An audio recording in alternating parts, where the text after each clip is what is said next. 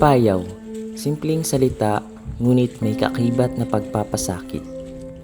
Ganito kung tawagin ang uri ng paglalaot sa Calaguas Island. Mapapansin na tila mahirap ang trabaho, subalit mas doble sa hirap ang nararanasan ng mga maglalaot para lamang may maiuwing kita sa pamilya. Mula sa Calaguas Island, tinatayang 6 hanggang 7 oras ang tinatakbo ng bangka kapag papalaot. Gigising na madaling araw o gabi kung aalis sa isla. Ganito ang uri ng hanap buhay sa isla. Tatali sa buya na kanilang magsisilbing pondo o angkla sa pangingisda. Kalakip ng pag-asa sa buhay na tila walang kasiguruhan. Kahit tirik ang araw ay mangangawil o mamimingwit ng isda at nagbabaka sakali na makahuli ng marami. Inaabot sila ng humigit kumulang 3 hanggang 5 araw sa laot, depende sa padakip ng isda.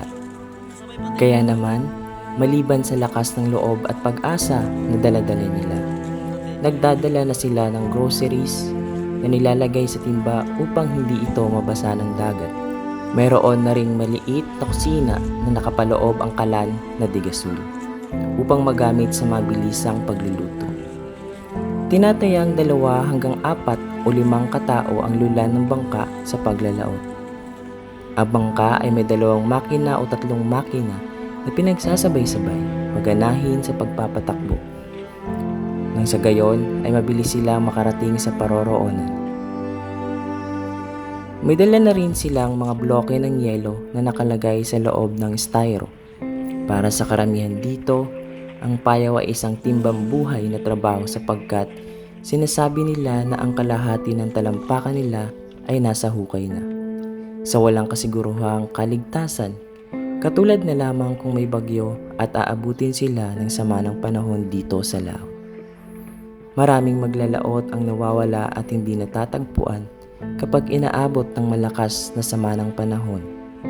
Subalit, hindi ito ang dahilan sa iba upang sumuko na lamang at magpahinga, sapagkat nandito ang pinakapangunahing hanap buhay ng mga taga-isla.